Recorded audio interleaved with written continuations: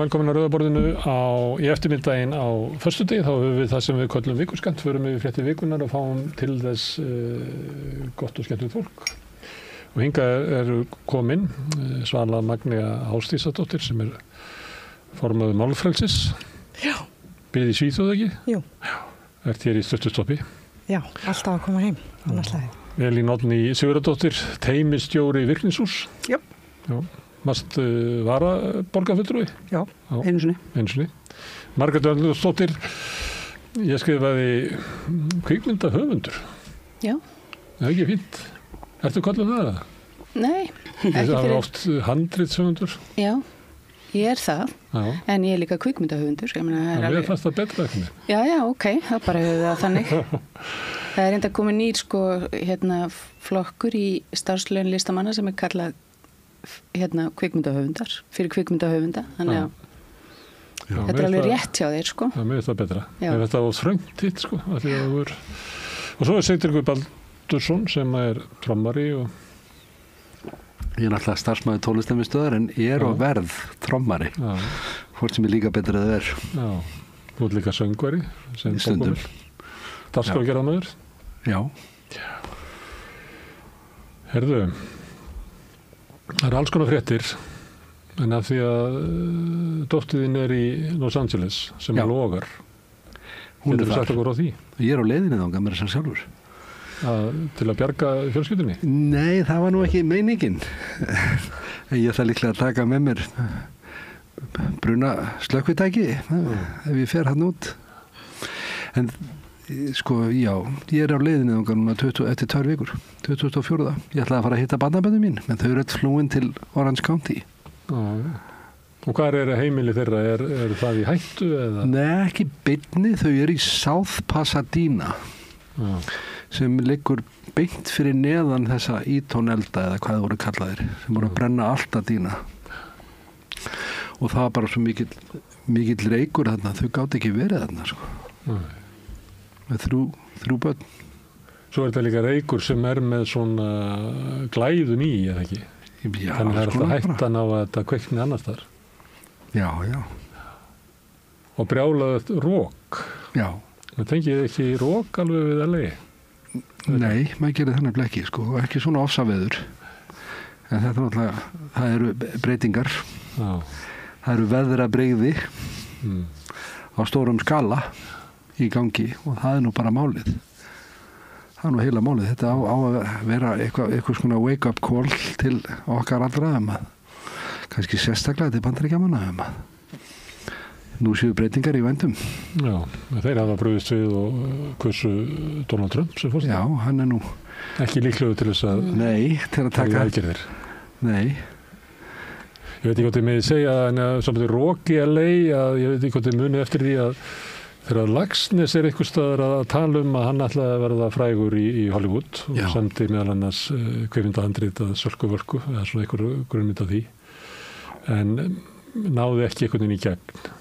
En hann lýsir því þannig að hann hafi verið orðið svo leiður á logninu í LA að þegar hann var að pakka saman og ganga frá að þá fór hann inn á baðherbergið og lokaði gluggunum sem að mundi eftir hann hefði opnað 2,5 ári fyrr sem að sýndi það og þá var hann að fara heim í að það sem meiri vindur og meiri svona sláttur í þessu heldur en hókmállan í LA. Þannig að hann hafnaði Ameríkun ekki Ameríkan. Já, það eiginlega má lesa út úr þessum baðherbergisglugga. Hafið þið fylgst með þessum eldum í LA? Já, alveg. Já, bara aðeins, þú veist. Þetta náttúrulega svakalegur skali, heilu hverfin. Það voru skógareldur inn í miðri borg, þetta eiginlega alveg klikkað. Já, en þessi vindar sem þú varst að tala sko, bara líklega sem ég hef lært af því sem ég lesi, þá þetta nú þekkt sko, fyrirbæri. Þetta einhverju eyðimerkur vindar sem að, heitir vindar sem að blása á einhverjum ákveðnum tímum. Ekki staðbundið, bæði staðbundið og árstíðabundnir vindar. Já. Eins og hann Harera vindurinn heitir hann ekki sem að kemur frá Sahara. Það eru svartir vindar sem leggjast yfir alla Vestur-Afríku og nástundum til höfuðstöðu Íslendinga á Tenerife. Þetta eitthvað þekkt við fyrirbyrðið þessir vindar. Þetta er náttúrulega skelfilegar hamfarir, þetta bara hryllingur að fylgjast með þessu. Mikil athygli núna á þessu þegar allt ríka og fræga fólki einhvern veginn, þegar húsin þeirra að brenna, þá svona mikil fjölmiðla athygli á því, en auðvitað kannski eitthvað sem að, ég hitti einhvern veginn borgarstjóra í San Diego fyrir 10 árum og þá hann var græningi, þeir hafa nú svona ekki átt mikið uppdráttar í Bandaríkjunum nema í svona local governments í Kaliforníu og þá voru þeir fannir að ræða hættu á vatnskorti og vildu fara að banna öllum að vera með sundlaugar í görðunum sínum og svona, en það var náttúrulega enginn sem kýs þannig fólk á, hvorki í sveitarstjórninni í Kaliforníu þingið, þannig að sundlauga fólki virðist hafa unnið, en mikill vatnskortur og náttúrulega bara miklir öfgar í veðri og bara áhyggjefni hvað svona umhverfis- og loftslagsmál hafa kannski verið lítið í umræðinu, bæði Bandaríkjunum en svo sem líka í nýjafstöðum þingkosningum á Íslandi. En það ekki helst í Kaliforníu sem að væri til umræðu í Bandaríkjunum? Jú, ég myndi held það. Kaliforníu náttúrulega svolítið svona sérstök Bandaríki. Það svona vin í eyðimörkinni. Já, svona allt öðru vísi. Já, það bara lang frjálsindast fólkið sem býr þar. Kaliforníu? Já. Hvað við borðum og hvað til að vera holdt og bara sjálfsmynd okkar. Avokado tóst og svona, er það ekki allt frá avokado brauðir, er það ekki frá, hvað lítur að vera frá Kaliforníu? Jú. Það var nú reynda mikið avokado sem selt var á Íslandi kom frá Ísrael lengi vel. Já. Ég veit hvort að það er ennþá við liði. Það hafa verið fréttir af þessu og svo dett inn svona frægra fólksfréttir. Ég sá að Anthony Hopkins húsi hans hafi brunnið. Já. Og mér fannst það svolítið leiðilegt. Síðast þegar ég sá til hans að það var 29. desember að poppaði hann upp á Facebook hjá mér og var að fagna því eins og við margir edrúistandi gerum. Hann var búin að vera edrú í 49 ár. Já. 49 ár sem þetta drekka. Já. Og hann var svo glaður. Hann var bara alveg eins og ég og hinir sem eru að segja frá þessu. Og mér finnst það svo sætt og fallegt. Svo sá ég að það var brennhúsins. Já. Maður veit aldrei hvort að maður þessi tengingu sem maður hefur við fræga fólkið.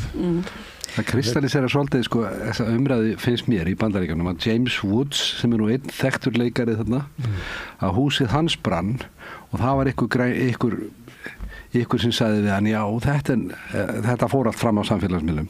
Það er ykkur sem kommenterar, já, þetta er náttúrulega hluti af hnattrætnin hlýnun, þessir eldar, og Woods svarar, you ignoramus. Þetta verður ekkert með hnattræna hlýnun að gera, það eru bara þessir frjálslyndu apar sem get ekki skaffa nógu mikið vatn.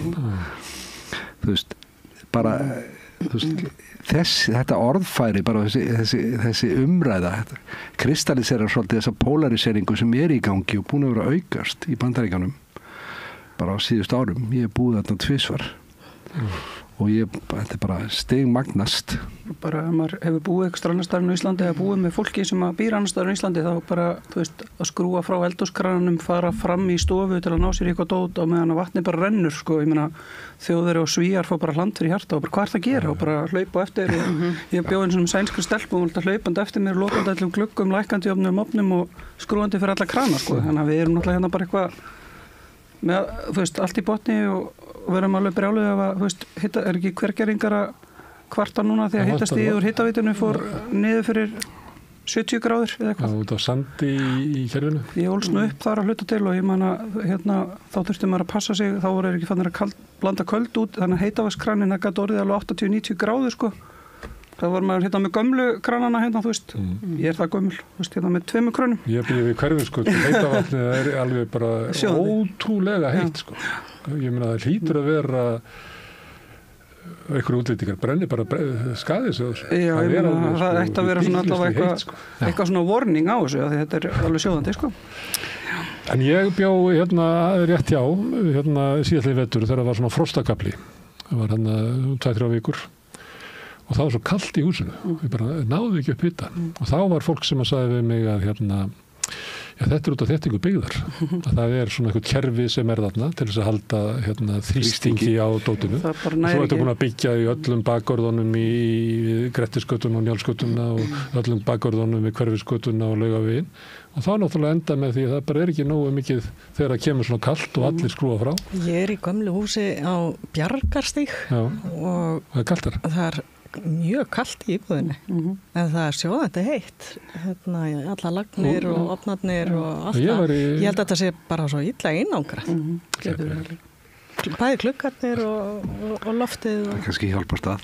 Bróðir minn keypti bakhús á Grettisgötu fyrir svona 25 árum þegar hann var að byrja að búa með sinni fyrirhandi og það var svona uppránulegt allt byggt 1920 eitthvað og það voru svona rafmagnsvírar vafðir inn í svona lereftsslök, eitthvað búin að rífa niður lög eða eitthvað svona, þannig að það var sérst einangrun utan vírana inn í vegnum og það var eitthvað vinnur sem var rafverkið sem kom bara svona, ég myndi bara skipta þessu öllu út bara strax og dagblöðin í veggjónum og svona, þetta var áhugavert að sjá.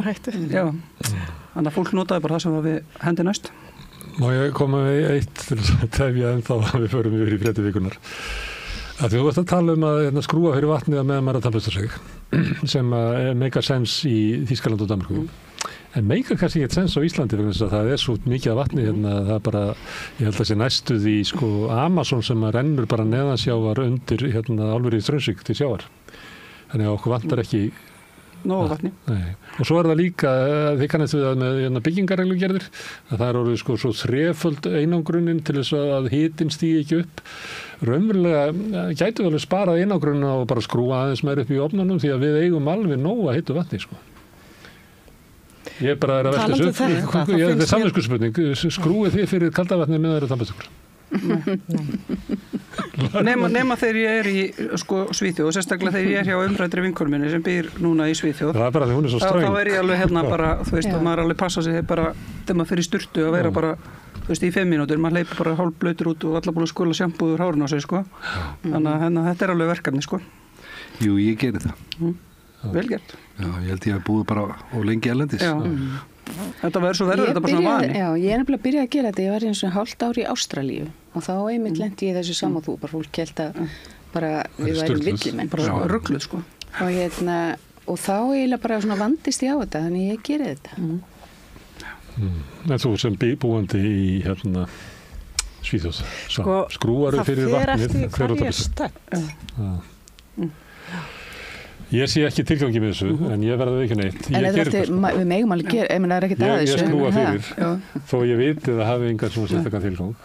Og ég bara eitthvað svipað á þið. Þetta er eitthvað sem mann lærði að við sjálfum sér ámann náttúrulega ekki að láta eitthvað svona sóun fara þó sem maður hafi... Nei, ég segi að maður getur líka bara að hugsa þetta bara svona sálfræðilega, þú veist að bara venja sig á það að nóg er nóg og bara vera ekki í einhverju ógnótt alltaf venja sig ekki á það. Ég hugsa bara alltaf stóriðina, mér finnst að það er að taka á málunum þar.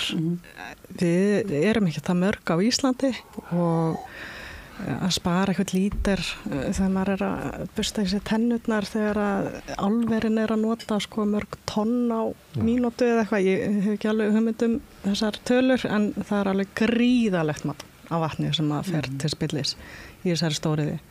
Mér finnst að það ætti að setja áherslunar þar á stóriði sem er að menga og mergsjúga orku og vatn. Ekki verið að kasta ábyrgðin yfir á almenning sem að kannski... Já, ég er svolítið þreytt af þessu.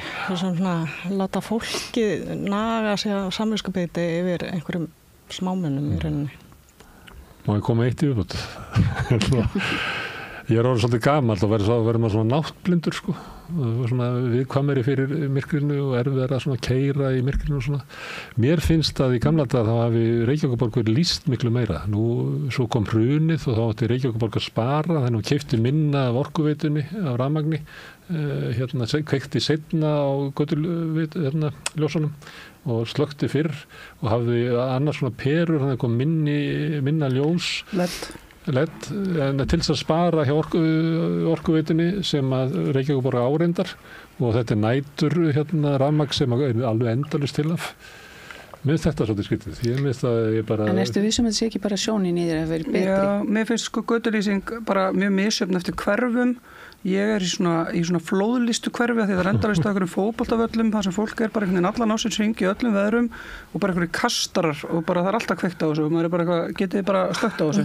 Og Laugardalurinn, ég menna hann er bara í svo mikilli ljósmengun og það bara það hálfa verið meira nóg. En þessi LED-væðing er alveg örugglega sniðug en LED-ljós eru náttúrulega, þú veist, það eru öðruvísi byrt af þessu. Heldur en, þú veist, og gömlu glóperunar eru náttúrulega bara, er ekki búið að banna þær eða eitthvað? Ég bý á annar hæð og það er Það er svona gulari köttuljós fyrir utan á annar hæð. Þannig ég þarf aldrei að kveiki í stofunni. Já, þú bara með þetta beint fyrir utan, fóðið orkuveitunum.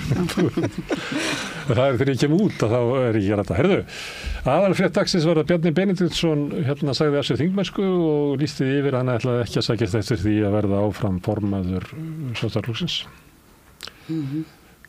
Svona. Bara fyrstu viðbröð er þetta ekki bara ánægilegar fréttir fyrir landsmenn og Sjálfstæðisflokkinn. Og hann það kannski aðeins að hvíla sig. Komið nóg að Bjarna. Búin að gegna einhverjum 4-5 embættum að einu ári í allri stjórnsýslunni. Taka mjög afdrifaríkar ákvarðanir á stuttum tíma í þessum embættum. Búin að vera að haga sér eins og eitthvað diktator, sko. Hoppa svona á milli hlutverka og stjórna. Segja af sér sem fjármálaráður og verða utanríkisráðherra. Já. Hann var ekki kallaði teflonmaðurinn fyrir ekki neitt. Ég andmæli þessu alltaf, þetta sagt. Það sést á skoðanakönnunum að hann er búin að missa traust hjá þjóðinni fyrir löngu síðan. Já. Það eru bara svona kjaftandi stétti sem halda upp þessari hugmyndum að ekkert býta á Bjarna. Það er eins og ekkert býta á hann inn í stjórnmálaelítunni, en almenningur hefur búin að sjá í gegnum hann árum saman. Það verið yttura, Sko, þetta er klár maður og hann hefur þessa eiginleika sem þarf fyrir ráðherra störf, en hann er bara búin að vera viðriðinn svo ótrúlega mikið af spillingu. Að ég er bara hissa að það sé fólk í framboði að var á Íslandi. Með að við það sem þeir hafa verið að gera. Flokkurinn hans finnur ekki að þessu, stillar honum fram. Nei, mér finnst þetta alveg stór merkilegt og ég finnst þetta að vera líka íslenskt fyrirbrigði. Hvað pólitíkusar á Íslandi komast upp með að gera, ekki bara pólitíkusar, þetta er víðar í samfélaginu. Án þess að þurfa að segja af sér. Bara þetta mál sem kemur upp þegar Sigmundur Davíð segir af sér. En Bjarni var líka tengdurinn í aflandsfélög en hann var ekkert að segja af sér. Hann kostningasígur eða það sem kemst næst í að vera kostningasígur á honum eftir þetta þá fekk hann 29%. Já, stórkostlegt. Ég held þetta sé mjög góð tímasetning fyrir Bjarni að hætta. Hann er svo rosalega tapsár og bara við sáum það bara eftir þessar kostningar að bara gat ekki haldið í sér og ég man eftir því þegar að hann var síðast í stjórnarandstöðu og Sjálfstæðisflokkurinn það fer Sjálfstæðisflokkurinn alveg rosalega illa að vera í stjórnarandstöðu það bara, þeir þolaði ekki þau það bara, þannig að ég held að Bjarni bara nennir ekkert að fara í stjórnarandstöðu heldur það bara gæti ekki hugsað sér. En heldur hann hafi staðið til boða? Sá hann ekki sæng sína útbreidda, hann hefði ekki stuðning sinna félagsmanna lengur til þess að Jú, kannski er það en þá er hann bara heppinn að þetta gerist núna og bara og sleppir hann við það sem að bara fer honum langverst af öllu og það er að vera í einhver tabliði. Já. En Sjálfstæðisflokkurinn eins og hann leggur sig þolir mjög illa að vera í veikri stöðu. Virkið völd, þau kunna vera við völd. Já, það finnst það bara að vera eðlilegast. Mér finnst það hefur verið Valgerður Bjarnadóttir kona systir Björns Bjarnasonar sem að sagði að þeir upplifa sig réttborna til valda og mér bara festist í minni þessi setning þegar hún sagði þetta. Skilja í lyklunum. Það fyrsta sem ég datt í hug þegar ég heyri þessa frétti var í fyrsta lagi mitt að þessi veðurspá hugmyndum að fresta einhverjum landsfundi að fólk hefði ekki, honum hefði ekki tekist að selja það þá hefði hann kannski geta keypt sér einhver tíma með að pankast eitthvað þannig í einhverju stjórnarandstöðu ef þetta þing verið þá einhvern tíma sett eða kemst þá einhver niðurstaða í þessar kærur einhverja 2 kærur í kosninga, búið kæra kosningarna í Suðvesturkjördæmi og ekki komið niðurstaða í það fyrir í næstu viku skils mér. En ég meina þeir úrskurða náttúrulega bara sjálfa sig löglega kjörna þingmennir eins og hafa gert hingað til, þannig að þetta nú, meðan þetta er svona fyrirkomulag, það var nú ekki von á einhverjum óvæntum niðurstöðum í því efni, en þú veist að hann einhvern veginn ætlaði að reyna að fresta þessu eitthvað, það hefur, fólki fannst það bara eitthvað astnalegt að það hefði ekki verið vitað að vera vondviður í febrúar með stað svona einu skemmtilegustu fyrirsögnunum. Og það var það fyrsta sem ég datt í hug, að hann einmitt greinilega var, er ekkert vitlaus og vill ekkert fara að tapa einhverjum formannslag í Sjálfstæðisflokknum og svo einmitt að myndi ekki nenni þessu, en svo datt mér líka í hugan að væri bara komið með eitthvað gott gig sko, bara, þú veist, good riddance sko. Þannig að þú veist, svona menn eins og Bjarni, þú veist, þeir ætla bara að vera ráðherrar eða ekki sko. Hann er ekkert farið ykkur óbreyttur en er ekki bara líklegur til þess að fara að stýra stór fyrirtæki fjölskyldur? Jú, það er nú fyrsta sem ég datt í hug sko. Hann hefur alltaf verið með hinn fótinn í fyrirtækja rekstri og stjórnunar rekstri en einn bensínstöðunum og sko fólk gleymi líka hvernig þetta er búið að vera öll þessi ár. Heldur að fólk gleymi þessu? Ég held það. Er ekki bara sama? Þetta fer í eitthvað svona algleymi hérna á Íslandi. Pælir ekkert í þessu held ég. Sko þetta gæti ekki gerst í Svíþjóð. Svíðarnar náttúrulega flettu af Sigmundi Davíð. Gerðu sjónvarpsþátt í Ríkissjónvarpinu Panamaskjölin og þetta er bara skandall að manneskja sem ætlar að stjórna þjóð og þiggja laun fyrir úr ríkissjóð landsmanna, hann sé síðan bara ekki að greiða skatt. Var ekki einhver sænskur ráðherra sem að sagði það sér að því hún notaði businesskortið til að kaupa Snickers þetta nammi stöng fyrir einhverjum ára síðan. Já, það er takmörkin. En að því að Bjarni var í Panamaskjölunum og Sigmundur líka og Sigmundur þurfti að segja af sér og ég velti fyrir mér á þessu tíma, var það ekki út af því að hann gerði sig að fífli í sænska sjónvarpinu og við erum svolítið viðkvæm fyrir því að okkar fólk sé hlegið af okkur. Frekar heldur en að við höfum sko að þetta væri með að fela peninga á aflandsegjum. Leið þetta er sem sagt komið í fréttirnar erlendis að þá er eitthvað, að þá kemur eitthvað þrýstingur. Já, vera svona kjánalegur í útlensku sjónvarpi, það var nú kannski ekki að hjálpa. En þetta var alvöru skömm. Ég bara upplýði mikla skömm fyrir hönd íslensku þjóðarinnar. Nei, alveg, og mér fannst þetta pínu svona neyðarlegt að fara til útlanda hérna fljótlega og eftir og bara svona, hvaðan er þú? Íslandi. Þú veist, þetta var bara, þú veist, maður var bara í því að afsaka þetta, þú veist. En auðvitað kom þetta okkur samt sem áður ekkert á óvart vegna þess að við erum bara svo vönusu. Við erum svo samdauna því að fólk í valdarstöðum og færi sínu fram sama hvað og komist upp með það. Þetta var bara aðeins svo mikið, þú veist, það var flett aðeins of augljóslega ofan að þessu. Þetta viðtal er náttúrulega bara ef þetta hefði bara verið viðtal hér, sko, bara verið kveikur eða eitthvað svo leiðis, það bara hefði ekkert gerst, sko. Nei, að því að útlendingarnir sá þetta, þess að það hefði verið alvara. En Sigmundur er ennþá í pólitík. Já. Þetta er 2017, nei 2016 er þetta og það er 2025 núna, það eru 9 ár. Seikt í þessum strákum. Já, og það er nú búið að vera allavega ágætur skandall þarna í millitíðinni með þessum að Sigmundur Klausturmáli og Íslandsbankasalan Íslandsbankasalan, ég segi þú veist, þetta er ekkert sko, það eru svona ýmsar verður hérna á milli sko. Annars fekk ég nú fréttir af því að frá framhaldsskóla nemum hérna í kynningum fyrir kosningarnar að fulltrúi Miðflokksmanna hefði sagt að þetta væri bara svona, þetta vinduristót, þetta væri bara svona fake news. Þetta hefði ekkert verið til sko, það væri bara búið að editera þessu svona einhvern veginn vandræðilega til og verið að dreifa falsfréttum. Þetta verið svo tunglendingin. Já, þetta er allt bara sviðsett og fake. Þannig að það er og seinni heimsstyrjöldin. Og kom mér óvart einmitt í skuggakosningunum hvað Miðflokkurinn fekk góða útkomu og kannski endurspegla svolítið í fylgi Trumpi á Bandaríkjunum þessum rosalega kynjamun, þessum unga konur bara studdu Harris og ungir kallar stiga Trump sko. Þannig að það kannski er eitthvað svipað í gangi hér í einhverjum minni skala. Já, ekki bara hér, þetta bara í heiminum bara. Já, popúlisma væðing sko, sem bara mjög almenn verið störa. Sjáðu hvað gerast í Austurríki, það skeri. Já, alveg bara mjög. Svona í ljósi söguna líka, ekki alveg kannski... Skrítið gerst í Þýskalandi núna, í kosningunum sem eru í febrúar. Já.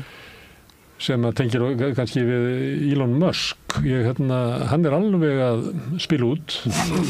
Nei, hann að lýsa við stuðningi við flokka í Austurríki og skammast út í Keir Starmer í Bretlandi og eins og hann bara sof ekki og sé látlust á Twitter. Ég las svona vangaveltur ákveður að þessu. Já. Og því að ríki menn náttúrulega hafa stýrt að baka tjöldin og stjórnað, en hann hann eiginlega alveg í frontinum að segja hvað hann vill og menna velta við sér ákveður að þessu. Og þá frá því að Trump var kosinn og bæði út af Bitcoin sem að Trump opnar fyrir og að hann á að setja Elon Musk yfir endurskoðun á allum ríkisrekstri í Bandaríkjunum sem að náttúrulega ríkasti maður í heimi hefur náttúrulega ótrúlega aðstöðu til þess auðgast að auður hans hefur aukist einhverja, held að verið 50 milljarðar bandaríkjadollara síðan þetta gerist. Já. Þannig málið að hann virðist vera eins og maður sem bara að spila út. En hann bara stór græða á þessu sko. Það ekki alltaf bara follow the money, það ekki alltaf svona? Og kannski að því að þú nefndir sko kynjamenn, að með því að spila svona fyrir ung karla og tala svona gegn óánægju þeirra með þróun heimsins, að þá bara hann græðir á þessu. Það séu bara fleiri, eða það eru fleiri sem að fjárfesta í Tesla, hann græðir náttúrulega ekki á því að selja Tesla í sjálfum sér, hann bara græðir á því að sko hlutabréf verið að hækka svo. Þetta er alveg fáránlegt í rauninni, hvert við erum komin að ríkur maður kaupir gamla Twitter og náttúrulega bara í sinni persónulegu herrferðana og með sín fyrirtæki og X náttúrulega skýr hann ekki barni sitt X, þau heita öll eitthvað X, Y, Y stórfyrirlegt og að fari svo í pólitíkina í Bandaríkjunum líka. Já, og í Evrópu núna. Og náttúrulega, hann eins og eitthvað guð á X, hann bara eitthvað fígúra sem allir að fylgjast með. Eru þið á X? Nei. Mér skilst það sig þannig að hann kemur bara alltaf upp hjá öllum. Já. Það búið að breyta sko algoritmanum, hann bara aðal kallinn á X. Já, allt sem ég fæ suggested. Já, alltaf hann. Hann eða svona bara aðilar sem eru mjög fjarri mínum skoðunum og því sem ég að skoða á X. Getum áraðað þannig. En það náttúrulega kannski það sem breytingin núna, kannski með Trump sko og þess að tengingu við Musk og svona fleiri einhverja aðal- og viðskiptalífin að, þú veist, þetta hefur bara alltaf verið svona í Bandaríkjunum, ég meina peningarnir sem þarf til að, þú veist, fara í eitthvað forsetaframboð, þetta náttúrulega bara eitthvað 80-föld þjóðarframleiðsla Íslands, þetta er bara eitthvað svona rugl upphæðir, þannig að þú veist, þetta, og þessi spilling hefur náttúrulega alltaf verið og þessi svona freka grímukaldi lobbyismi, olíufélaga og byssu eiganda og alls konar einhverja hópa, þannig að núna kannski það sem kannski nýtt í þessu einhvern veginn, núna eru menn bara með þetta allt svona fyrir opnum tjöldum, sko, það ekkert eitthvað reykfyllt bakherbergi, núna bara mæta menn bara í viðtöl og hann bara skipar hann í þetta embætti og kaupa sér fjölmiðla. Já, kaupa sér bara fjölmiðla og einhvern veginn stýra umræðinu og svo allt bara fake news og einhverju vók vinstri menn búin að eyða öllu vatninu og þú veist, þetta mjög skrítið. En ekkert svart eða hvítt, hann gerði ákveðna hluti sem var ágætt. Hann ætlaði sem sagt að aflétta þessum rosalegum skerðingum á upplýsingaflæði á gamla Twitter. Það var svo mikið þöggun á gamla Twitter. Það var svo mikið ritskoðun. Það var verið að eyða svo mikið efni og bara heilu notendunum. Þannig að hann fór inn með það leiðaljósa. Ég ætla að opna fyrir upplýsingaflæði aftur, bara fólk. Það getur ekki fallið til því að hann sé alltaf fremstur. Nei, svo bara fer þetta alveg í hinn áttina. Ef við raunin ertu komin hring þegar þú ert komin í þetta hlutverk. Nú ætlar Zuckerberg að gera það sama. Nú ætlar hann bara... Mér finnst það nú bara að vera eitthvað leikrit. Þannig að hann ætlar að hætta að ritskoða Instagram og Facebook og svona. Þannig að ég þekki Facebook aðeins betur. Íslendingarnir fáum kannski að sjá þetta. Ég var vola lítið á Twitter og...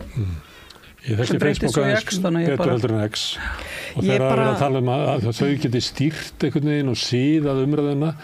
Ég sé að allt þetta skam og allt þetta sem er eitthvað lið sem að reyna að græða á öðru fólki inn á Facebook. Þeir geti ekki, halda það að þetta lið sem stendur á þessu geti einhvern veginn haldið upp í síðaðri umræðu okkar á millum sem er bara absolutt hugmynd, sko.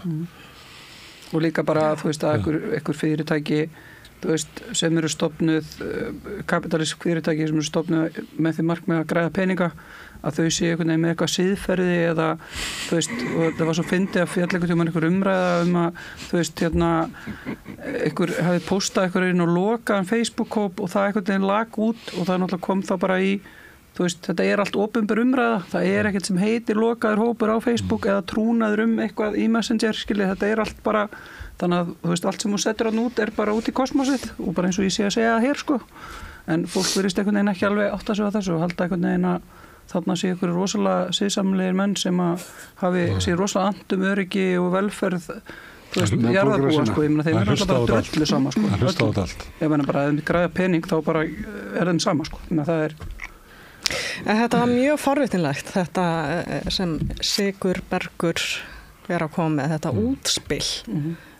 Mér finnst þetta mjög hlægilegt, desperate, skrítið útspil og eiginlega bara eins og einhver ritgerð sem hann bara fengið til þess að lesa. Mér finnst þetta einhvern veginn tengjast einhverju svona narratífi, sko. Já, og eitthvað undir niðri, hann er að kaupa sér eitthvað, hann ætlar að vera með í öllum þessum biljónum sem að Musk er að græða hann alveg vera með í partíinu, sko. En það sem er forvitnilegt með þetta er að þetta staðfestir náttúrulega það sem að ég og margir voru að hafa áhyggjur af og eru búin að hafa áhyggjur af í nokkur ár, að það er rosalega mikil ritskoðun einmitt á Facebook. Já, og ákveðin sjónarmið þöggu niður og þarna kom náttúrulega bara viðurkenning á því loksins frá bara forstjóranum. Já, og bara fólk sem heldur það að þetta, að eitthvað svona verði eitthvað lúti-dú, allir dýrin í skóginum er rosalega vinir og þetta er allt svo lýðræðislegt og æðislegt. Ég meina, þá ertu ekki að fara að græða pening á því, sko. Það er alveg samstöðin geti kannski sem að við sáum það alveg að það er stýrt dreifingunni á Facebook, sko. Við vorum bara með svona eðlilegan vöxt og svo allt í bara er bara eins og við laðum svona rammur ofan á og þess vegna er betri dreifingin á YouTube, það er eitthvað aðeins skárra en svo höfum við bara farið yfir í útvarp og sjónvarp og hitt og þetta til þess að því það er ekki hægt að lifa á Facebook því það er einhver svona skugga stýring sem er þarna og þessi algoritmar eru allir hannaðir til að hafa áhrif á fólk til að láta þau kaupa drasl sem þau þurfi ekki, sko. Ég meina það var ástæðan fyrir að voru finnur upp, sko. Það þarf að kaupa dreifingu og ætlar að ná einhverju, þú veist að reyna hérna þetta er líka ná eirum eða einhvers ákveðins hóps að það verður að kaupa þá dreifingu. Já. Hjá Facebook. Svo heftaðir umræðum sósíalisma, Palestínu og hitt og þetta. Þetta er stýring á orðræðu líka. Þetta er ekki bara kapitalismin og að þeir vilja græða á því. Þetta er bara það sem hendar þeim og þeirra agendai, það er bara þannig. Hvaða sjónarmið eiga að ná til fólks sem fær í dreifingu, hvað fær sýnileika og hvað ekki. En hann Elon En það er bara gamalt fólk á Facebook, þið veitir það, sem hvort er löngu búið að gera. Já. Samt er það að hafa fyrir þessu að passa að gamla fólki fær ekki að lesa. En ég meina, ég lendi í því, ég var búin að horfa okkur svona bara eitthvað hræðilegt, eitthvað kínvest myndband af einhverju, þetta var eitthvað drasl sem ég þurfti bara ekki neitt, sko. Eitthvað plastdrasl, ég var alveg bara, og svo var þetta búið að koma svo oft og svo fæ ég svo skrítið, því ég er miðaldra kona, sko. Ég er að verða 50 eitthvað neginn svona. Ég er alltaf að fá svona skrítnar og dót og ég var alveg farin að þetta var búið að koma svo oft og ég náttúrulega bara horfi aldrei á ölsingar og kaupi bara vola lítið á hverju drasli og við aldrei farið inn á Temu eða AliExpress eða hvað allar þessar síður heita því að ég bara þarf ekki þetta plastdrasl sem er hvort er ónýtt sem að maður fær þaðan þannig að ég var alveg bara og þá hugsaði ég, þetta virkar, af því meira þess að ég var bara svona, já, þetta bara svolítið sniðugt, eða skilu, og bara, kannski þetta ég bara prófa, og svo bara, what is happening, ég var bara að panta fyrir eitthvað kínadrast, plast, og svo af því að þú fóst þannig að skoða í 2 sekundur, þá færðu samskonar auglýsingar alveg næstu við. Maður þarf ekki eins og að fara inn. Það er nóg bara ef þú veist, skróla aðeins hægar. Já, bara, þú veist, og það er greina það að þú last þessa auglýsingu. Já, bara þú stoppar aðeins eða bara, þú veist, fórst aðeins og þú veist, þetta getur bara 2 sekundur sem að bara þú staldrar við þetta án þess að, sko... En fáðu þið stundum tilfinninguna að segja verið bara að hlusta. Hvað heitir aftur mexikanska kakan með mjólkinni, tres leches, svo allt í henni bara er fullt á auglýsingum uppskriftir á tres leches. Það er svolítið í gangi. Við ættum að bara fara að tala eitthvað rugl og bara grilla í þeim, sko. Bara like allt frá Elon Musk bara, og þá hugsaði bara, þessu samhengi, það verður súrrealista ráðstefna á Íslandi næsta sumar. Ég held að við ættum að reyna að búa til einhverja svona hreyfingu sem nýti sér það. Þess að grilla í Google. Grill í Google. Grilla í Google. Það er flott hashtag. Aðeins með Elon Musk, því hann að stíla svolítið inn á, eins og þú ert að benda á, að var þetta kynjaskipt og það verið svolítið að stíla inn á einhverja svona kalla sem eru rosalega óanæðir með bara þróun okkar heims. Fyrst að konunnar að búin að vaða yfir allt saman. Hvað hefur gerst fyrir kallan okkar? Sigþryggur. Spurðu mig? Já, þú ert kall. Þetta er góð spurning. Eigum við að fara fram á meðan? Við líðum fara fram á meðan, svo við getum berað okkur. Nei, Þetta er svolítið niðurlægjandi ef að þetta er fellur í kramið í ungum köllum. Já, ég meina, hvað heitir hann? Jordan Pickford eða Peterson sáspámaður. Sérfræðingur í taugalífi humra. Sérfræðingur í taugalífi humra. Já, sérfræðingur í taugalífi humra. Þetta er strax góð umræða svolítið. Við fyrir að... Hann blokkaraði á X. Vel gert. Blokkaði hann þig? Vel gert til þér, til hamingju með það. Ég var ekkert ónægleg við hann. Ég var bara mjög málefnaleg. Það eina sem ég skrifaði var þú ætti kannski að fara að eigin ráðum, punktur. Blokk. Og búa rúmið. Er það ekki helst að ráðið? Ég man ekki alveg nákvæmlega hvað hann skrifaði. Þetta tengdist náttúrulega Gaza-stríðinu og því. Hann vill ekki vita því. Ég fylgist þú að lítið með þeim manni. Mér bara finnst hann ákveðin póstdrengur fyrir þessa bylgju sem þú ert kannski að að kallmenn, þessi óanægja kalla og þá kannski ungra kalla með einhvern veginn, þeim finnst þeir ekki fá nógu mikið að kökunni, að ég veit ekki hvernig þetta speglast, sko, og að konur sé að fá mikil völd með að við kalla. Ég persónulega á mjög erfitt með að tengja við þetta. Þú eru bara að afsaka mig, Gunnar. En ég er að spyrja, þú veist, ef að drengirnir eru svona, þú þá ekki, þú klikkar á því að vera góð fyrirmynd fyrir þessa drengi. Við höfum eitthvað klikkað við kallarnir eða þetta er ástandið. Já, þú segir nokkuð. En þeir vil ekki vera eins og við. Nei. Svo mjúkir menn. Já, eins og við erum. Ég segi það. Já, en þetta er... Ég meina, þú veist, maður er bara búin að horfa á, ég meina, þú veist, og þetta er ekkert öðruvísi á Íslandi, það er einhverju svona gæjar hérna á Íslandi og þetta ég er ekki heldur á TikTok, sko, ég er rosa miðaldra, bara viðkynna það. Það er eitthvað svona, þú veist, þetta var nú bara allt miklu einfaldar í gamla daga þegar konur voru nú bara heima að passa börnin og það er einhverju svona gæjar íslenskir gæjar á TikTok og ég var á einhverjum fyrirlestur daginn hjá svona ungt fólk og samfélagsmiðlanotkun, það sem bara svona 80% af strákum á aldrinum 11 til 16 ára á Íslandi eru að fylgjast þessum gaurum á TikTok, sko, af þeim sem eru þá á TikTok. Þú ætla ekki að vera á TikTok fyrir náttúrulega 13 ára en það er vist eitthvað erfitt fyrir íslenska foreldra að segja nei við börnin sín, þannig að ég segi svo Ásræll Magnússon vinur minn, það er ákveðin list að vera bara leiðilegur við krakkarna sína og hann er komið námskeið í því, hann er svo stuðbild svo menntunarfræðingur sem er að kenna foreldrum að vera leiðileg við börnin sín. Það er vel til fundið. Mæli með að fá hann hingað ef hann er ekki komið hingað, hann er mikill meistari það er bara svona þessi Jordan Peterson umræða, þannig að það að þetta sé eitthvað meiri í útlöndum en hér og eitthvað svoleiðis, ég held að það sé ekkit, þetta alveg í fullum gangi hérna sko. Já. Ég held að svona gengi Sigmundur Davíðs og félag, hvað heitir hann ungi, Snorri Másson. Minnst hann svona, hann alveg inn í þessum kreðsum sko, að tala inn í þessa hópa finnst mér. Já.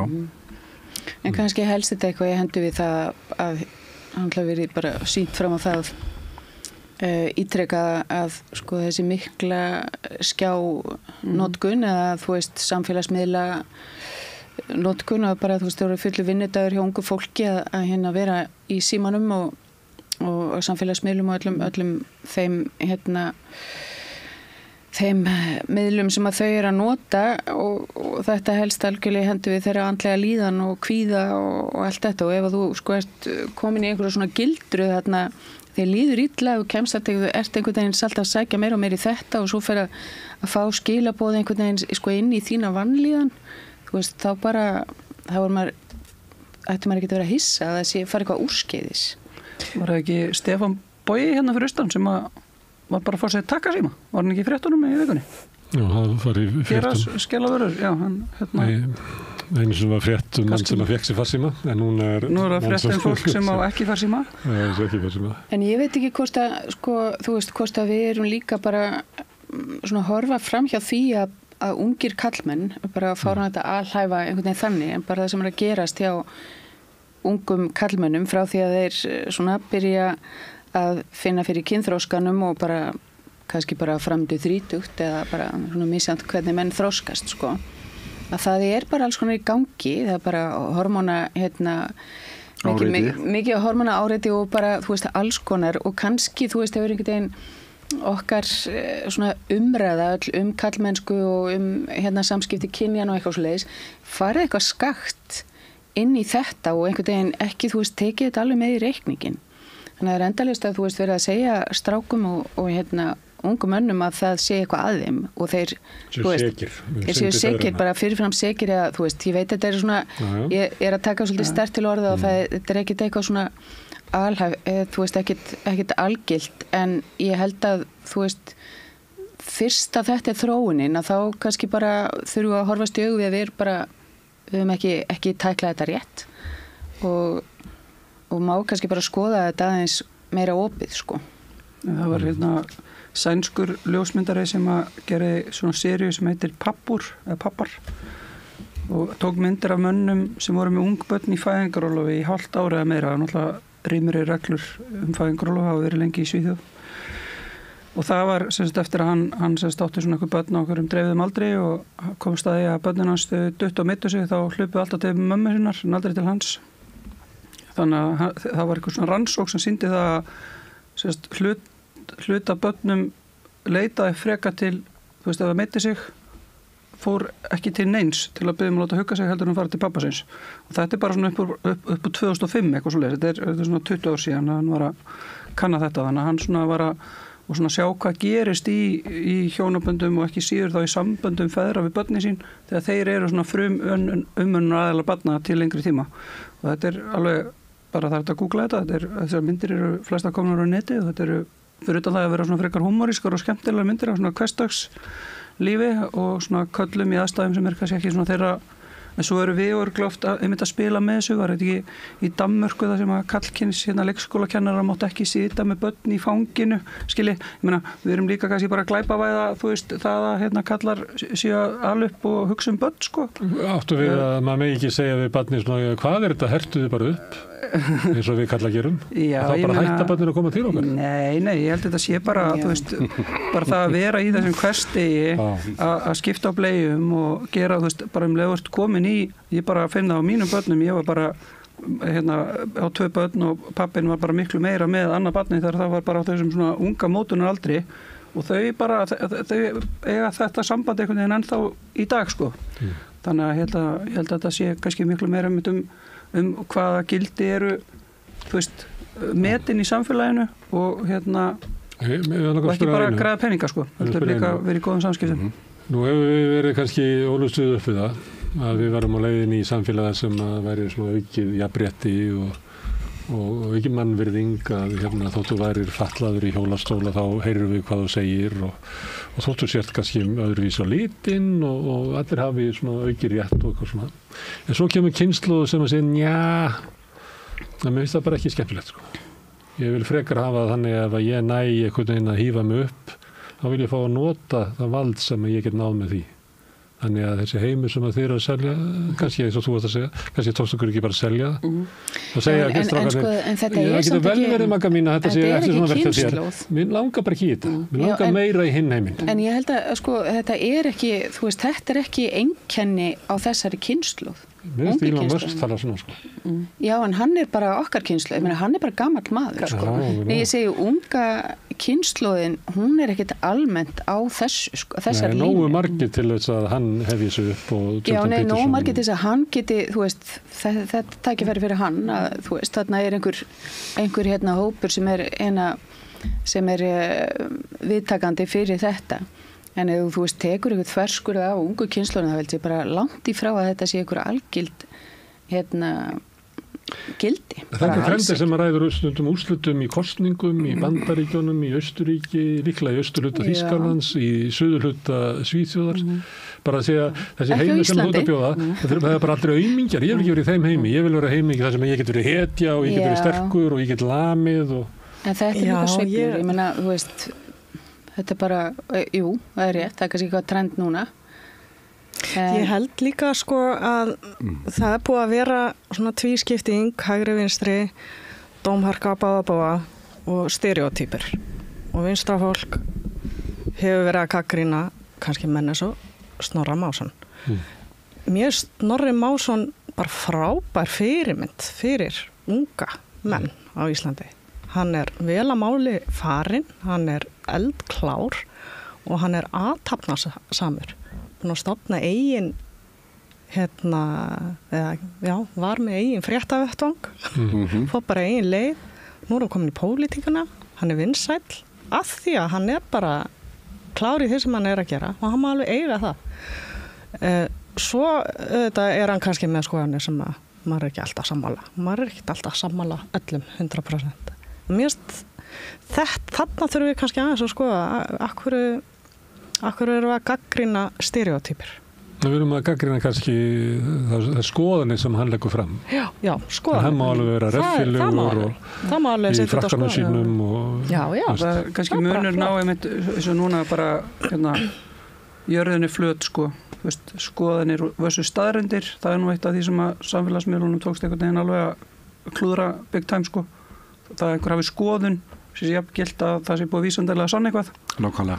Og svo líka versus skoðun og að hjóla í fólk og núna er náttúrulega bara hjóla í fólk og það alveg við hægri öfga kallarembur eins og einhverja mussu feminista sko. Mér finnst það líka speglast í þessu trendi að það er ósalega stórt trend núna að fólk bara er ekki að taka umhverfismál alvarlega lengur. Þetta er stærsta vandamál sem við stöndum frammi fyrir og búið að vera það í langan tíma og vísindamenn eru búin að vera að æpa yfir þessu í mörg ár. En þú færð ekki atkvæði með því að vera með leiðilega fréttir. Og þetta er pólitískt vandamál. Þetta er stórt pólitískt vandamál. Ekki bara hérna á Íslandi, ekki bara meðal vinstri manna eða hægri manna eða bla bla bla. Þetta er bara almennt, bara stór krísa á alþjóðlegum, á heimsklassa. Og þetta er bara því að því pólitík getur ekki díla við þetta vandamál vegna þess að þú færð ekki atkvæði með því að flytja fólki slæma fréttir. Það er svo gaman að kaupa líka allt að sniða drasl sem að færa það er miklu skemmtilega að bara loka safinn í herbyggju og fara á Temu og kaupa þið fullt af drasli. Þú veist. Það er skemmtilegt. Já.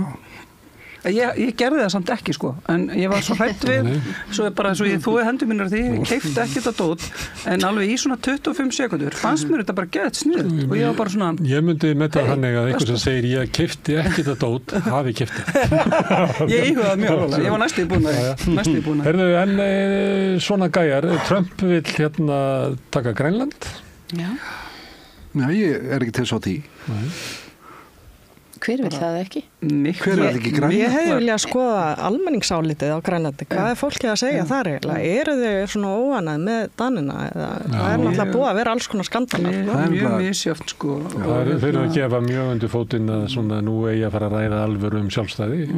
Þeir eru náttúrulega í meirihluta Amalit Inuit miklu kröftur sjálfstæðisbaráttan þar heldur en í Færeyjum þar sem hún er meira lognast út af. Sjálfstæðissinnar eru í meirihluta í heimastjórninni flokkurinn og ungt fólk þarna algjörlega búið að fá nóg af Danmörku sko, en ég er ekkert þessum að þau séu endalega eitthvað hrifnar af Trump sko, vilja kannski bara fá að vera í friði og ráða þessu sjálf. Það er samt oft þannig að við getum svona í Eystrasaltslandunum að þau horfa meira til Bandaríkjanna svona öryggi heldur en Berlínar eða Parísar.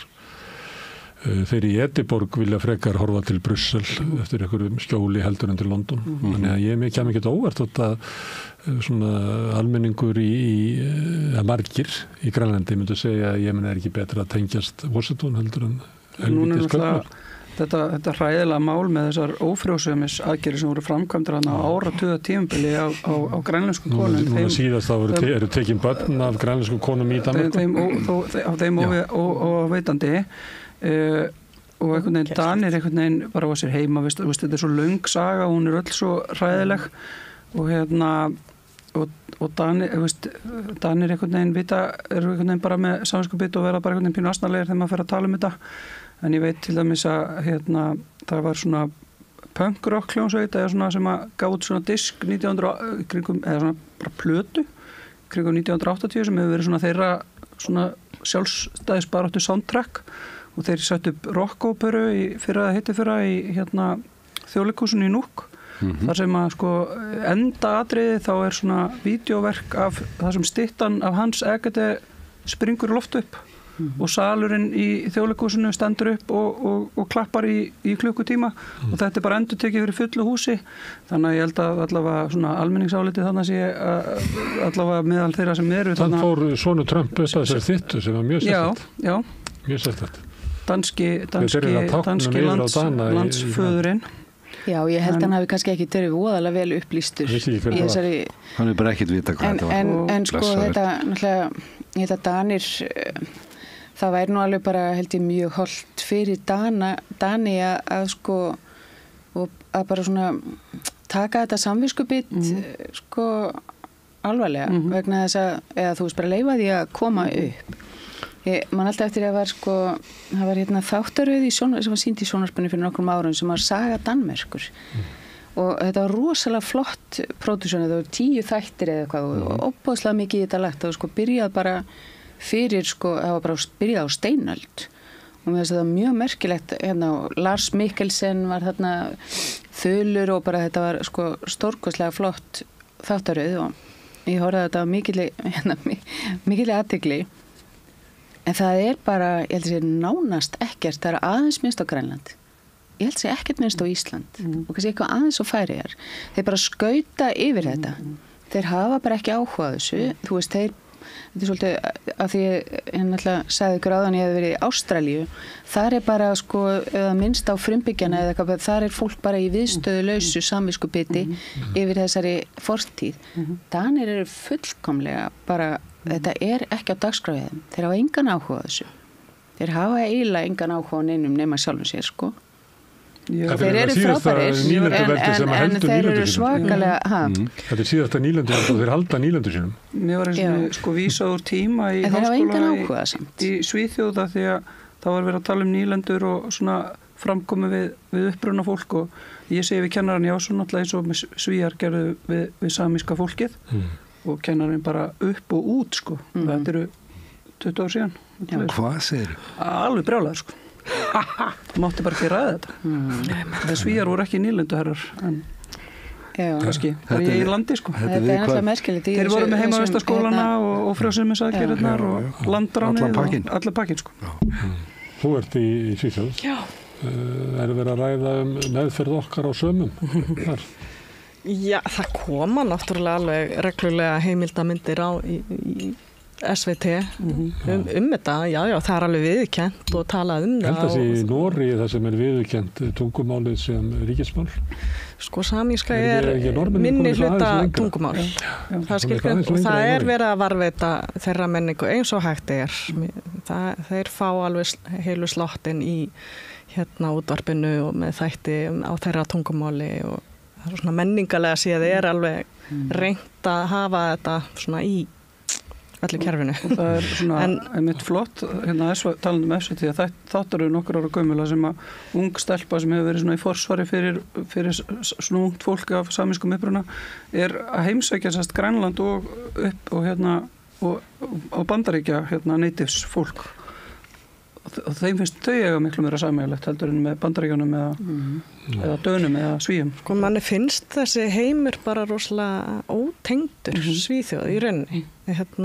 Norður Svíþjóð. Þetta er bara einhver allt annar heimur, eins og annar land. Og ég meina, það er meira af inúítum í Norður Kanada heldur en nokkuð tímann á Grænlandi. Rosalega stór svona, eins og sagt á vondri íslensku indigenous population eða frumbyggjum. En það er mikið samband á milli grænlendinga og inúítana í Kanada. Nei, það er talsvert samband. Er það? Eða sem sagt svona pólitískt og menningarlegt. Unga fólk er svolítið að leita á þessi með, skils mér. Já.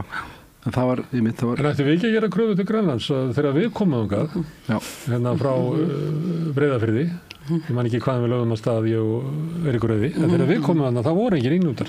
Það voru þeir bara ennþá upp í Túli og voru bara að fikra sig niður eftir. Komu það svona 200 árum seinna eftir okkur. Þetta er rosalega forvitnilegt. Já, ef við að gera kröfu í Grænland? Já, það er ekki.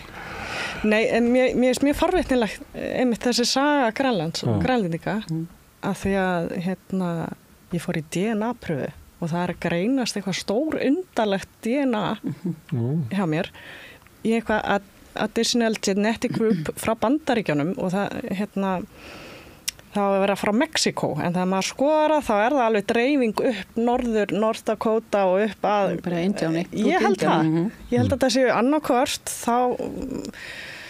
þá að vera að taka það var náttúrulega verið að taka fólk frá Ameríku til Grænlands hugsanlega nota sem þræla eða eitthvað og eitthvað þessu fólki fór líka til Bretlands það er náttúrulega sagan Pocahontas hún endaði þar og svo hafa örugglega einhverju verið að fara til Íslands ég held að það sé talsvert af þessu DNA í okkar en það er ekki viðurkennt. Hafið þið farið í svona DNA? Það er eitthvað skömm. Nei, ég þórið ekki. Nú, þetta er mjög spennandi. Það er svo hrættur að vera bara 100% Íslendingur. Já, það er spennandi. Það er ekkert gaman. Það er eitthvað skömm yfir þessu. En sko það er mjög gaman að vera sko fyrir Íslendinga að fara til Grænlands af því að okkur er tekið svo opnum örmum. Já, ég var þar í fyrra og stórkostlega upplifun. Já, og sko ég var hérna einhvern tíðan átt að vera í 4 eða 5 daga og svo var ég sko veðurteppt í viku í viðbót. Þannig ég var þetta mjög lengur en mér langaði og ætlaði mér. En þá tók ég eftir þessu sko, Danirnir voru svona, það voru Danir í alls konar þjónustu, einhverjum störfum hér og þar og eitthvað svona.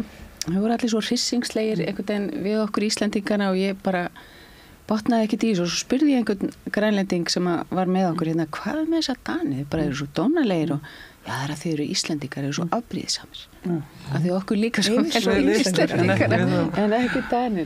Já, svona herraþjóða komplex. Erum við ekki trókafull gagvart grænlending? Við erum svolítið gagvart færingum. Þetta er svolítið svona skondnir litlir bræður eitthvað neginn. Eða ekki? Er það ekki að breytast? Það er svolítið svona ég roki í það var þannig. Það hefur verið að breytast. Við erum orðin aðeins stoltar að þeim, sko.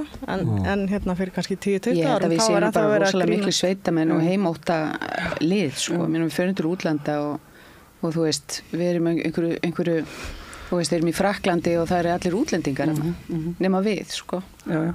Íslendingar eru bara hefur hort að móti Jón Páll Sigmarsson, maður er bara hérna sko sveita sko. The strongest men and the most beautiful women in the world. Það er náttúrulega ný ríkisstjórn sem var mynduð bara tveimur dögum fyrir jól eða ekki? Er hún eitthvað í fréttunum í þessari viku? Eða er hún bara komin til að vera eitthvað neginn og allir búin að gleyma gömlu ríkisstjórninni og Þorgerður náttúrulega bara farin strax á eitthvað mission. Já, hún ætlar að vera Að sóa ríkissjóð erlendis í stríðsarekstur. Að byggja upp vopna framleiðslu í Úkraínu. Á Jón út í bæ að vera að vinna eins og hestur, borga skatt til þess að geta fengið ódýrari læknisaðstoð eða betri skóla fyrir börnin sín, af því að það sem ríkissjóður snýst hann á að bæta samfélagið fyrir alla. Nei, 300 milljónir bara út úr landi. Ég kann ekki að svara eins og Þorgerður Katrín, en Þórdís Kolbrún hefði svarað vegna þess að það grundvallaratriði öryggi Íslands að við styðjum Úkraínu til sigurs á víglínunni sem liggur í gegnum Úkraínu. Það er bara svo mikið kjaftaði. Þú ert ekki saman þessu. En var hún ekki líka að tala hún ætlaði að breyta heitinu í utanríkis- og varnarmálaráðherra, eða var það eitthvað svona bara sem hún var, sagði hún það ekki í kryddsíldinu eitthvað?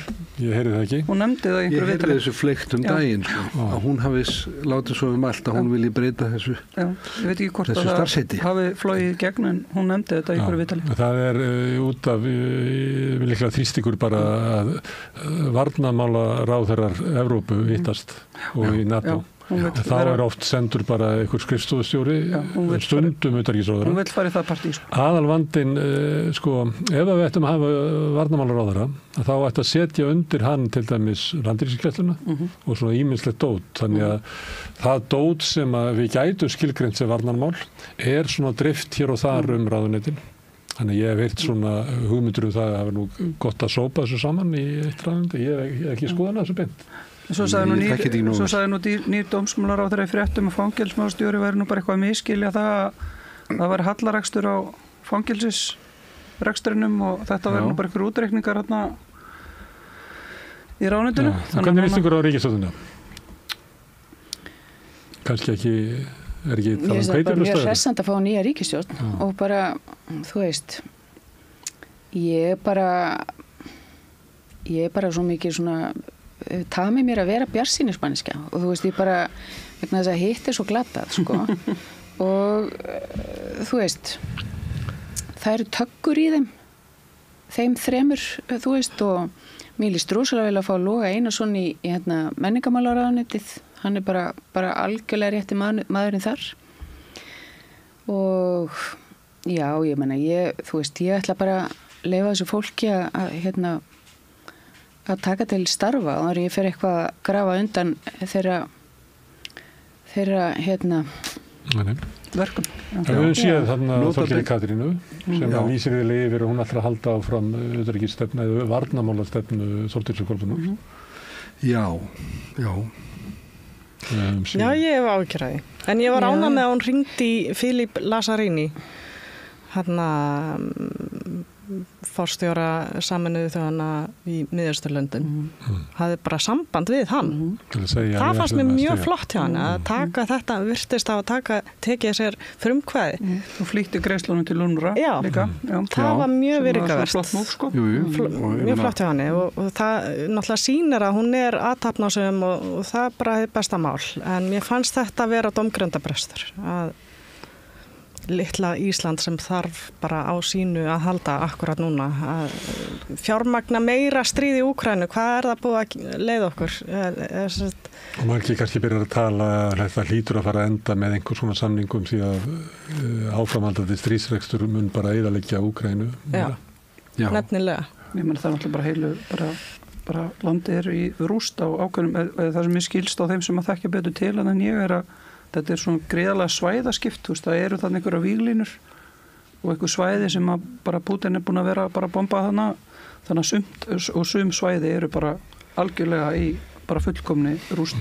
Það er bara þannig. Ég finnst bara ekki talað, það er mikið talað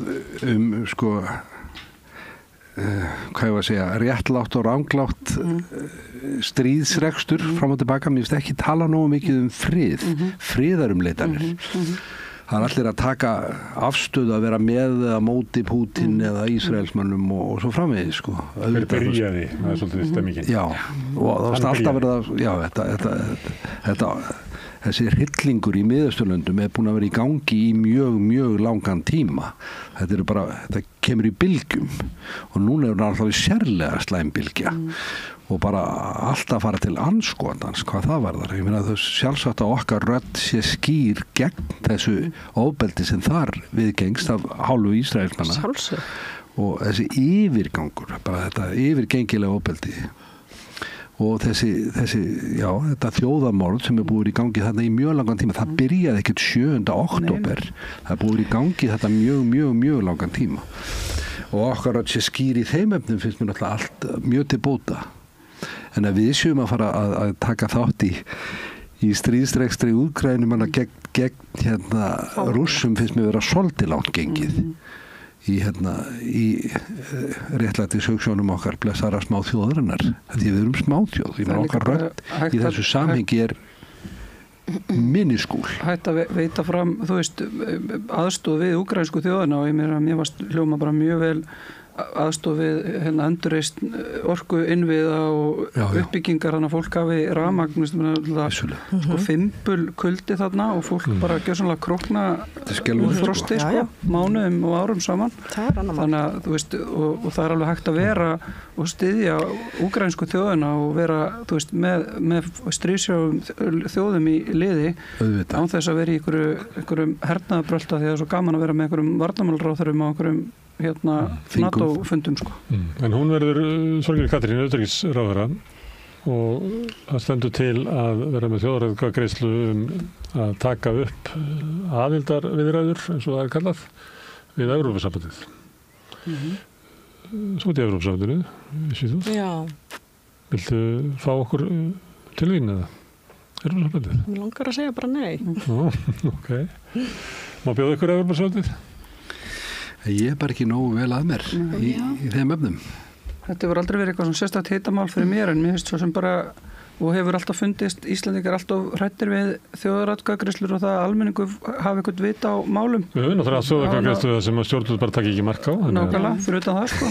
Ég er nú svo að vera viðkenna fyrst að enginn viðkenna það við þetta borða þá ég held að vera mikill Evrópusinni og bara svona svolítið á móti svona einangrunar þjóðernis rembu stefnu. En þú þarf ekki að vera í Evrópusambandinu til þess að vera Evrópusinni? Nei, en við erum svona, þú veist, hálfvegis í Evrópusambandinu og ég veit þetta bara, þú veist, þetta skiptir máli bara líka praktíst af því að þegar að þessum aðildarviðræðum var slitið þá voru alls konar svona sambönd og styrkir sem að voru ekki stóðu okkur ekki lengur til boða. Ég lenti bara sjálf, ég voru að fara á einhverja ráðstefnir og bara sem að allt í einu þá gæti ég ekki fengið þennan styrk og bara með vísinda samstarf og alls konar samstarf sem að bara allt í einu gekk ekki upp og maður er alltaf, þú veist, á einhverju undan þá en svo erum við samt sem að vera að taka við erum að taka innleiða allar reglugerðina, svo gerum við það rosalega hægt og illa og þú veist bara ég sko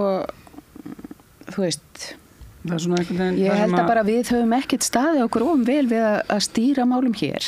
Alls ekki. Mér finnst bara að þessi þjóðir sem að eins og Grikkland og Spán bara búin að fara rosalega illa út af því að fara í Evrópusambandið og Svíar líka á sinn hátt. Mér finnst sko einhvern veginn fyrir utan það náttúrulega að það er ýmislegt varandi jafnréttis- og kvenfrelsismál og umhverfismál sem Evrópusambandið hefur bara gert nokkuð vel svo ég fór svona að reyna að vera að þá er þetta náttúrulega fyrsta lagi einhver kapitalískur business fyrir einhverja ríka kalla til að græða meiri pening svo ég segi það nú í 10. skipti sem þetta og þú veist og mér veist til dæmis eins og þetta Frontex samstarf þú veist okkar drukknandi fólk í Miðjarðarhafinu að þetta var verri einhver landamæri Evrópu þú veist mist líka Evrópusambandið búið að klúðra þeirri umræðu eitthvað nefndaldi stórt sko en þetta er bara þú veist þetta er náttúrulega bara eins og hvert annað mannana verk bara þetta er þetta rosalega flókið þetta er svo marglaga sko, ég get bara tala út frá höfundarétti höfundaréttamálum að þá sko að verið gerðar umbætur á höfundaréttar á löggjöf höfundarétt á vegum Evrópusambandsins sem að höfum aldrei geta náði gegn hérna eða aldrei verið hægt að vinna hér bara þetta er mikill að bóta og nú er til dæmis verið að taka á nýjustu ógninni sem er gervigreindin og allt þetta þú veist, þetta er bara, það er útilokað að við gætum tekist á við þetta. En það er einhvern veginn svona, já, þetta er svona pínu við og þau, Evrópa við erum einhvern svona einhver hámenninga samfélag sem að En þú sagðir að Svíjar hefðu ekki þeir eru komið illa út úr Evrópusambandinu, hvað áttur við? eins og við segjum hérna, þetta náttúrulega flókið og stórt og breytt og mörglög og allt þetta og margt ágætt, margt minna ágætt. Bara, hvað ég segja, það erfiðara fyrir landið að hafa stjórn á í eigin landi. Það verður að beygja sig undir ákveðnar reglur, þeim ekki skulda mikið.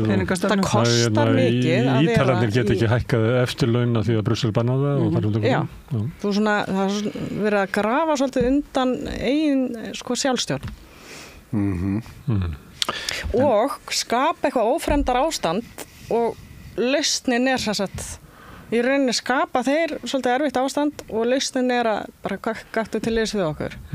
En nú það er pínu svona NATO. Nú að vera þjóðaratkvæðagreiðsla og þá gæti maður haldið að... Og NATO og Evrópusambandið eru náttúrulega like this.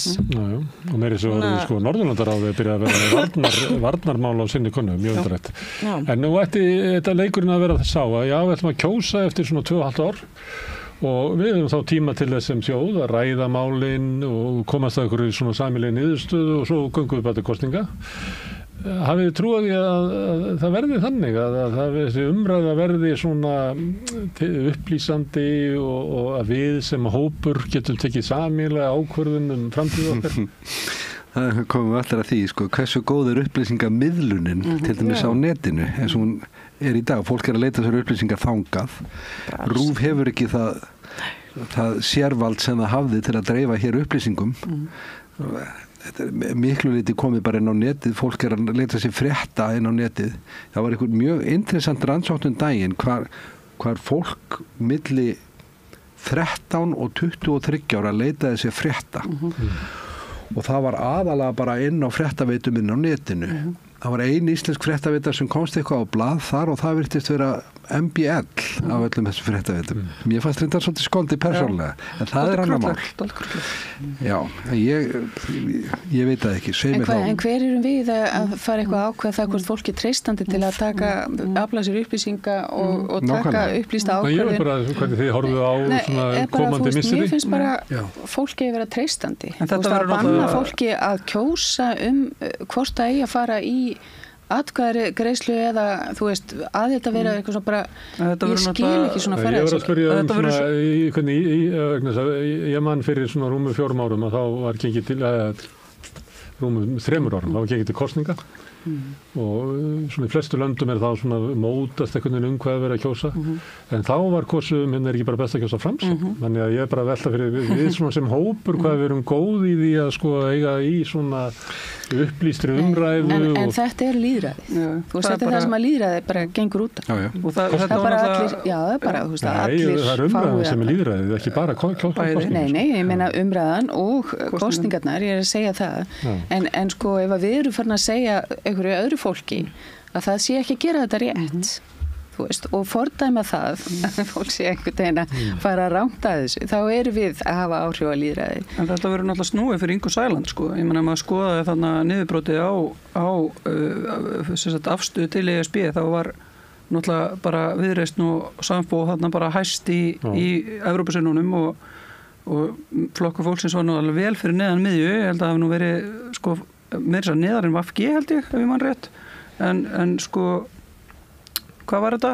Miðflokkurinn og Framsókn og Sjálflarnir svona minnst en flokkur fólksins einhvern veginn þar þannig að þetta verður svona kannski einn af þessum ásum sem að þessar 3 konur sem virðast nú hafa náða að mynda stjórn ákast eftir að reyna Kristrún adressaði þetta í umræðu þar sem að var verið að tala við hana bara undanfarin ár að hverju hún tók þetta mál og setti það svona ón í skúfu og hún sagði að þetta væri ekki tímabært að það væri ekki nógu mikill svona samstaða þetta og þið kannast við það og það var gerð könnun núna og þá var það 45% sem vilja í ESB 35% viljað ekki 20% hlutlaus veit ekki hvað þetta sé mikið fólki sem bara eitthvað bara veit ekki hvað það snýst og bara ekki búið að mynda sér skoðun Þurfum að vera í... Þetta hefur náttúrulega ekki verið mikið á dagskrá, sko. Nei, við ekki verið í umræðinu, bara frekar en loftslagsmál, bara í mörg ár. Ég ætla að segja, þurfum við að vera í ESB þegar golfstraumurinn breytist, sko,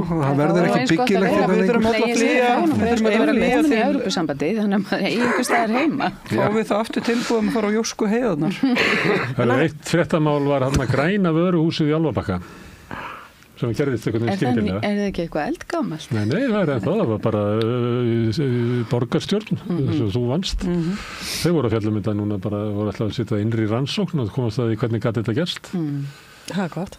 Það þarf að rannsaka það. Þetta er náttúrulega bara alveg hlægilega.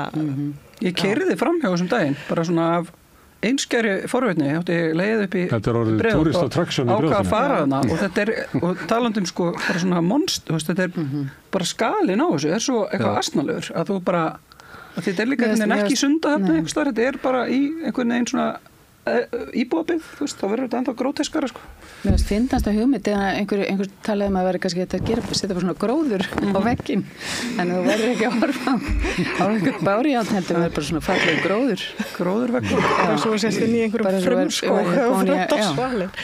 En ég meina, var nú viðtal við Pál Jakob Líndal hérna umhverfissálfræðing og ég meina þessar staðreyndir sem hann er að fara með áhrif umhverfis og líðan fólks, birtu og skilyrði og gróður, sælni og svona, ég meina þetta er ekkert eitthvað ný vísindi, þetta er... Og það var bara í fréttunum í gær var þá að byggja þarna við, hvað er það kallað, Valskverfið, þarna í flugvellinum. Það að koma svona utan í það, líklega norðan og vestamegin og það mun hverfa útsýni og birta hjá þeim sem að búa. Og hann hefur verið að benda á að þetta áeiginlega við hafið séð hverju við þarna 201 Kópavog sem er þarna fyrir ofan Smáralindina. Já. Það eru bara eins og bara Grand Canyon einhvern veginn, það er rosalega þröngt. Ég finnst þetta að vera bara svo mikið tákmynd fyrir hvernig samfélagið er orðið í dag. Að þetta skuli hafa gerst. Að þarna er við sko með tækifærismessku og skeytingaleysi, virðingaleysi, gagnvart öðru fólki af því að gróðar sjónamiðið er svo mikið. Það skal enginn segja mér að fólk vissu ekki hvaða áhrif þetta myndi hafa á fólki sem býr hann. Það bara vissu það allir sem að komu að þessu skipulagi og að byggja þetta.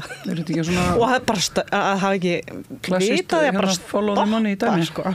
Þegar þetta var farið að vera ljóst. Þetta er eitthvað svona sko fáránleg yfirsjón og rosalega stórum skala. Yfirgangur, siðleysi, siðblinda, bara allir pakkin og þetta er bara the product sko, gjöru svo vel. Þetta er samfélagi sem við búum í.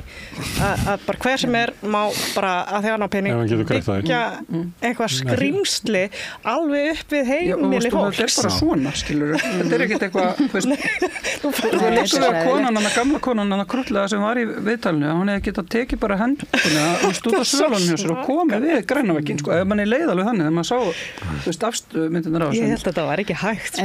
Mér skilst það, sko, maður geti ekki raunverulega keypt útsýni eða tryggt sér útsýni, þú kaupir íbúð sem eru hann er í svörtublokkunum. Ég segi, sko, ef þú kaupir íbúð sem að það sem þið lofað útsýni, að þá er það ekki eitthvað lofur sem að þarf að standa við. Nei, þú getur ekki, það er bara, þú veist, það er ekki að selja útsýni nema bara þetta í auglýsingu.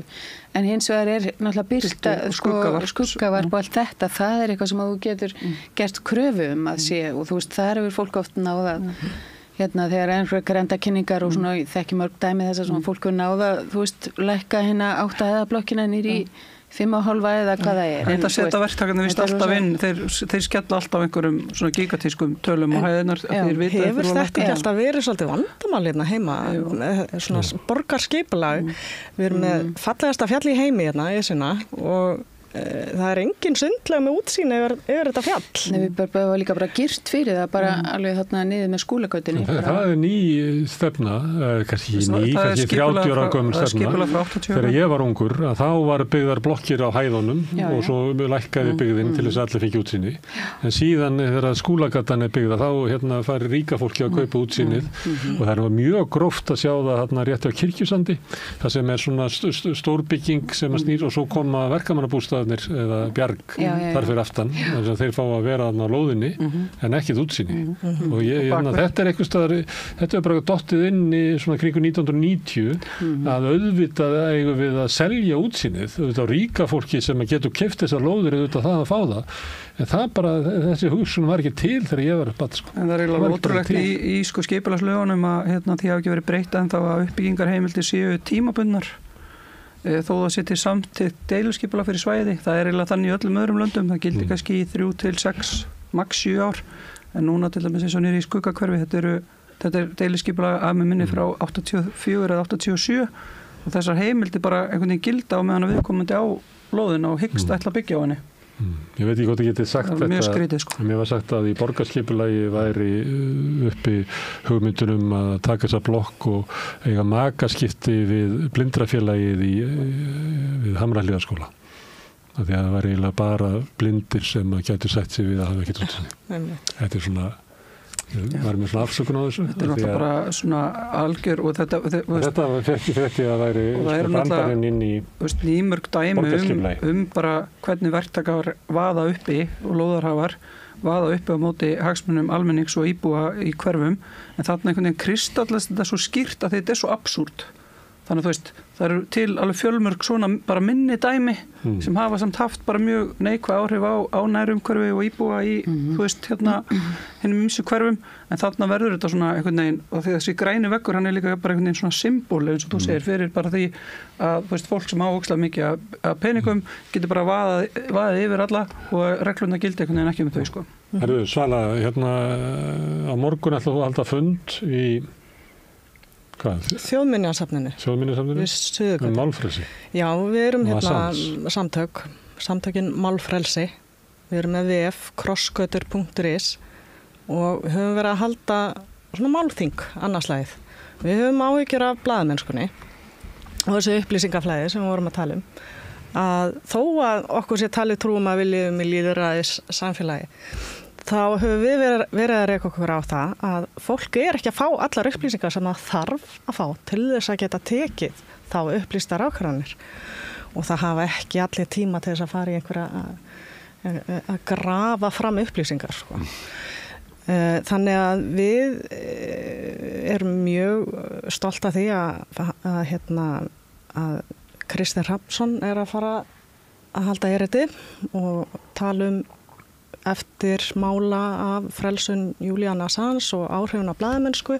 Var þetta fordæmisgefandi? Hversu hræddir eru blaðamenn í dag við að fjalla ákveðna hluti og svo framvegis? Við erum með prófessor Birgi Guðmundsson. Hann er prófessor í stjórnmálafræði og fjölmiðlafræði. Hann ætlar að gefa sitt álit á svona framtíð blaðamennskunnar. Hvert erum við að stefna? Hvar erum við stefnt? Kristín var hérna á síðastliðinn sunnudag í þættinum Sýnir Egil. Hann sagði að eftir að gefa út dánarvottorðið á íslenska blaðamennsku. Það voru löngu dauð. Ég var nú bara eiginlega að taka undir það svona allavega að hluta til. Já. Og svo er ekki Tjörfi Sjött þarna líka að tala um fréttir af stríðum. Já, og hann er mjög klár. En hann er ekki allra, skils mér. Það er svona skiptist svolítið, en hann er líka bara mjög skýr í sinni afstöðu. En hann er í raun að mínum mati að gera eitthvað sem að kallast bara rannsókna blaðamennska í sínu skrifum.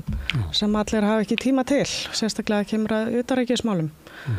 Og hann stofnaði þarna einhvern miðl ásamt Andra Sigurðssoni, heimsfréttir og akkur gera menn það? Jú, það er að því að það er bara þörf fyrir því og mér finnst allt og mikið af fólki með sleggjudóma án þess að hafa kynnt sér málin almennilega og ég hef ekki getað séð að hann sé að fara með rangt mál, hann Tjörfi.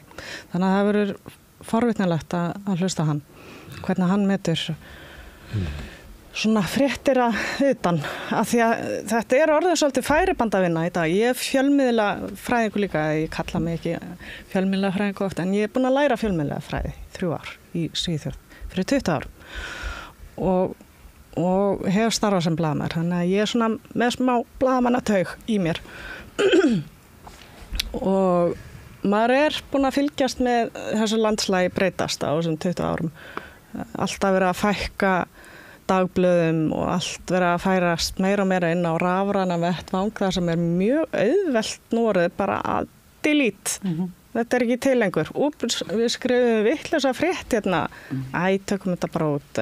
Skiljiði.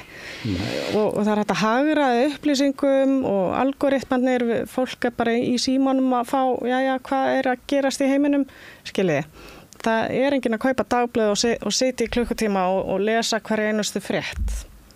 Og blaðamenn líka hafa ekki tíma í að leggjast í rannsóknarvinnu. Það verið að bara flytja inn fréttir að utan af þessum stóru Reuters og Co. Sko. Og sem ekkert alltaf 100% rétt heldur. Og það hagsmuna aðila líka sem að vilja hafa áhrif á söguframvindu. Hvar viljum við tengja okkur? Og mér finnst allt og mikil inngilding frá Bandaríkjunum hérna á Íslandi. Ég tók nú bara eftir því þegar ég fylgdist með krakkafréttum. Að því ég að kenna íslensku úti, móðumálskennslu, og ég leiði stundum að fylgjast með krakkafréttum. Og einhverju jólin hérna, þá kom allt í einu jólakveðja bara á Hvítahúsinu. Jæja, krakka, við ætlum að enda hérna fréttaþáttinn með jólakveðju á Hvítahúsinu. Hérna, Joe og Jill Biden, þau eru búin að vera svo duglega að skreita. Og svo bara slógan, we the people, ég ekki að grínast. Og einhver jólasirpa, og maður hugsa bara, hverju kom ekki jólakveðja frá Bessastöðum, þú veist. Hverju fáum við ekki að sjá Guðna hengja upp jólasokk, eða eitthvað. Hverju eru við bara allt í orðin eins og bandarísk nýlenda hérna. Og þessi inngilding sko, að fara til barnan okkar. Þannig að börnin alast upp bara, við erum með heimiliði. Það bara unquestionable. Börnin alast náttúrulega mjög mikið upp í bandarískum menningarheimi. Það tók alveg mitt eftir í þegar að því ég bjó nú bæði Svíþjóð og Danmörku þegar maður kom aftur heim hvað Ísland svona litla Ameríka sko. Kókapöfs og En það náttúrulega bara frá því að við minnum eftir okkur. Og við erum að hafa vorum að kanna sjónvarpið. Kalinn var hérna og svona. Við verðum að athuga það líka menningarstríð, slagur hverju tilhörum við. Það slagur í gangi í hvaða liði við erum. Já. Það rétt. Og Trump að ásælast í Grænland.